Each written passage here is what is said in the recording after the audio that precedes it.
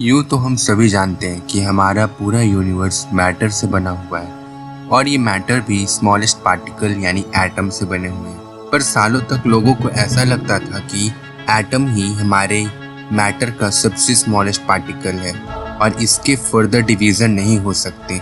Dalton ने अपनी atomic theory में भी कहा था कि एटम को हम फर्दर डिवाइड नहीं कर सकते और वो फंडामेंटल पार्टिकल है। बट आज हम जानते हैं कि नहीं, एटम के अंदर भी सब एटॉमिक पार्टिकल जैसे इलेक्ट्रॉन, प्रोटॉन, न्यूट्रॉन और भी अलग अलग तरह के पार्टिकल अवेलेबल हैं। एंड ये पार्टिकल एटम से कई गुना ज़्यादा छोटे हैं और यही पार्टिकल जो हैं वो फंडामेंटल पार्टिकल हैं पूरे मैटर के। तो आज के इस वीडियो में हम इन्हीं फंडामेंटल पार्टिकल में से एक इलेक्ट्रॉन की डिस्कवरी के बारे में जानेंगे। So let's explore.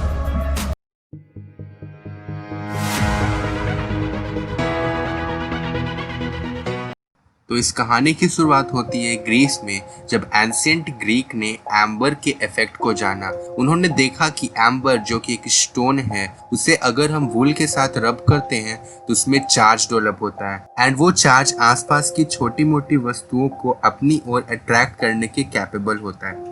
लोगों ने उस समय ऐसी कुछ और फिनोमेना जैसे कि लाइटनिंग, इलेक्ट्रिक रे और एम्बर की इफेक्ट को नोटिस किया, बट किसी के पास भी इसका करेक्ट एक्सप्लेनेशन नहीं था। उस समय तक कोई भी नहीं जानता था कि इन सारे फिनोमेना के पीछे इलेक्ट्रिक चार्ज का कॉन्सेप्ट है। ऐसा माना जाता है कि ग्रेट मैथमेटिशियन थेल्स ने एम्बर को एक ऐसे ऑब्जेक्ट के रूप में देखा जिसके अंदर एक आत्मा है। मतलब कि उस समय तक किसी के पास भी इलेक्ट्रिक चार्ज का कॉन्सेप्ट नहीं था। लेकिन 17th सेंचुरी आते आते ये दुनिया बदलने वाली थी, क्योंकि 1700 में एक फ्रेंच केमिस्ट चार्ल्स फ्रांसिस डुफे ने ये नोटिस किया कि अगर हम एक चार्ज्ड गोल्ड लीफ को एक चार्ज्ड ग्लास के साथ रखते हैं तो वो उसे रिपेल करता है, बट अगर हम उसी गोल्ड लीफ को एक चार्ज्ड एम्बर के साथ रखते हैं तो वो उसे अट्रैक्ट करता है। चार्ज्ड ग्लास मतलब कि अगर हम एक ग्लास रॉड को एक सिल्क क्लॉथ से रब करें तो वो ग्लास रॉड चार्ज होगा। एंड सेम केस ये एम्बर के साथ होता है कि अगर हम एम्बर को किसी वूल के क्लॉथ से रब करें तो वो भी चार्ज होता है। इस एक्सपेरिमेंट से डुफे ने ये कॉन्क्लूड किया कि इलेक्ट्रिसिटी दो इलेक्ट्रिकल फ्लूइड से मिलकर बनी हुई है, जिसका उन्होंने नाम रखा vitreous fluid and Ricinus fluid. Vitreous fluid वो जो ग्लास रॉड के चार्ज स्टेट से आता है और रेसिनस फ्लूइड वो जो एम्बर के चार्ज स्टेट से आता है। उन्होंने ये भी कंक्लूड किया कि अगर ये दो फ्लूइड आपस में मिल जाएं तो ये एक दूसरे को न्यूट्रल कर देते हैं। ठीक इसके 10 साल बाद बेंजामिन फ्रैंकलिन ने ये बताया कि इलेक्ट्रिसिटी दो डिफरेंट फ्लूइड से मिलकर नहीं बनी, बल्कि एक सिंगल फ्लूइड से मिलकर बनी है जो डिफरेंट इफेक्ट दिखाता है, एक एक्सेस और एक डिफ्लेक्ट। उन्होंने एक्सेस को पॉजिटिव और डिफ्लेक्ट को निगेटिव कहा।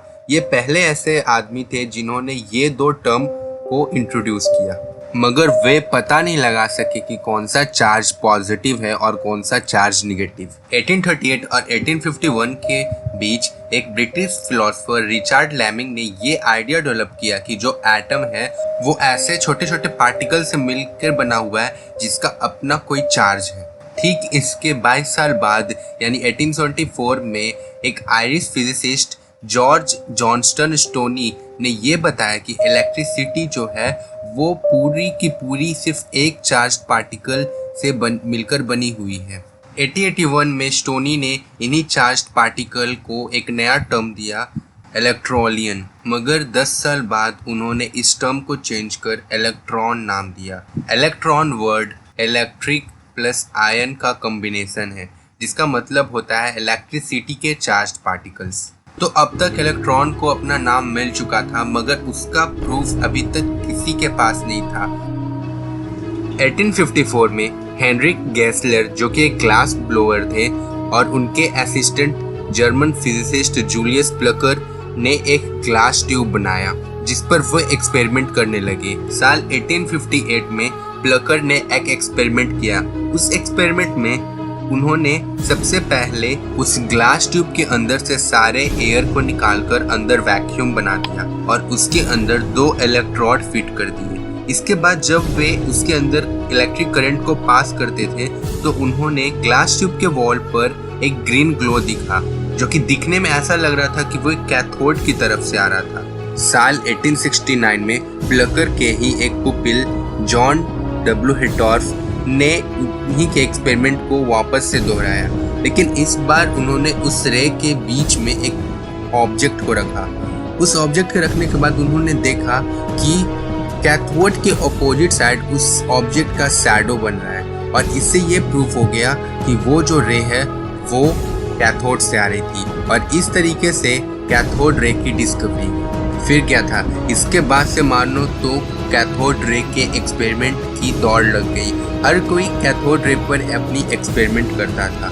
1820 के दौरान एक English chemist sir William crooks ने अपना खुद का कैथोड रे ट्यूब बनाया, जिसमें उन्होंने इस बार बहुत ज़्यादा वैक्यूम अंदर रखा। उसके बाद उन्होंने कैथोड रे के बीच में एक स्मॉल पैडल व्हील को रखा, एंड उन्होंने जब करंट को पास किया तो ये नोटिस किया कि वो जो पैडल व्हील था वो रोटेट करने लगा।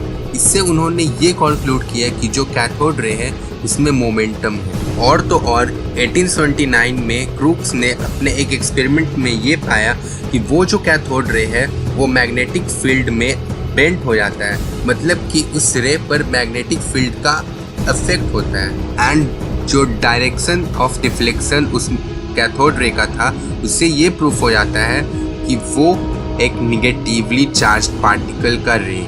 इसके बाद क्रूक्स ने उसके अंदर से बहुत सारे गैस का टेस्ट किया और हर गैस में उन्हें रिजल्ट से मिला।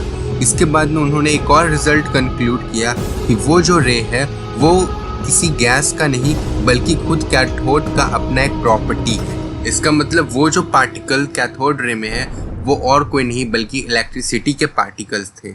इन एक्सपेरिमेंट के बाद क्रूक्स का नाम वैक्यूम ट्यूब के साथ जुट गया और इसे क्रूक्स ट्यूब के नाम से भी जाना जाने लगा। मैं बता दूं कि कैथोड रे ट्यूब एक तरह का ग्लास ट्यूब होता है जिसके दो साइड पर दो इलेक्ट्रोड रहते हैं, एक तरफ एनोड एंड एक तरफ कैथोड, एंड वो दोनों एक हाई वोल्टेज पावर सप्लाई से कनेक्टेड होते हैं। एंड उस कैथोड ट्यूब में से जो गैस का प्रेशर होता है वो बहुत लो कर दिया जाता है, एंड इस हिसाब से वो जो कैथोड रे है वो हमें नजर आता है। क्रूक्स के इन सब एक्सपेरिमेंट के बाद क्रूक ये मान चुके थे कि उन कैथोड रे का जो पार्टिकल्स है वो इलेक्ट्रिफाइड चार्ज पार्टिकल है, लेकिन उनका ये वर्क ये नहीं बता पा रहा था कि कैथोड रे असल में पार्टिकल है या फिर लाइट की तरह एक रेडिएशन है। इस कंट्रोवर्सी के कारण 1880s में फिजिक्स कम्युनिटी दो हिस्सों में बढ़ चुकी थी। ज्यादातर फ्रेंच और ब्रिटिश साइंटिस्ट जो कि क्रूक से इन्फ्लुएंस्ड थे,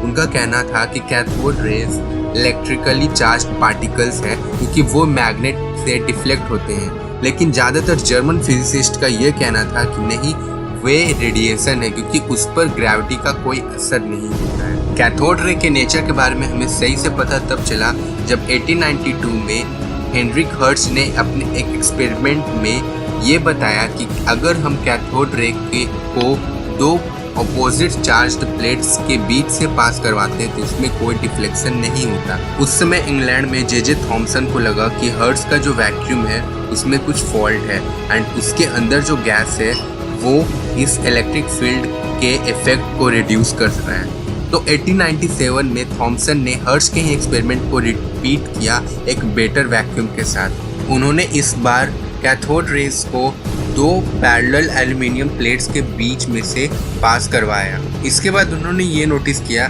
कि अगर जो टॉप वाला एल्युमिनियम प्लेट है वो निगेटिव होता है तो जो रेज है वो नीचे की तरफ बेंड हो जाता है, लेकिन अगर ऊपर वाला एल्युमिनियम प्लेट पॉजिटिव होता है तो जो रेज है वो ऊपर की तरफ बेंड हो जाता है। तो इस तरीके से मैग्नेटिक और इलेक्ट्रिक के डिफ्लेक्शन को ऑब्जर्व करने के बाद थॉमसन ने ये प्रूफ कर दिया कि जो कैथोड रेज है वो निगेटिवली चार्ज्ड पार्टिकल है, और इस तरीके से ये भी प्रूफ हो गया कि इलेक्ट्रिसिटी भी निगेटिव चार्ज्ड पार्टिकल से मिलकर बनी हुई, एंड उन्होंने इन चार्ज पार्टिकल्स को इलेक्ट्रॉन का।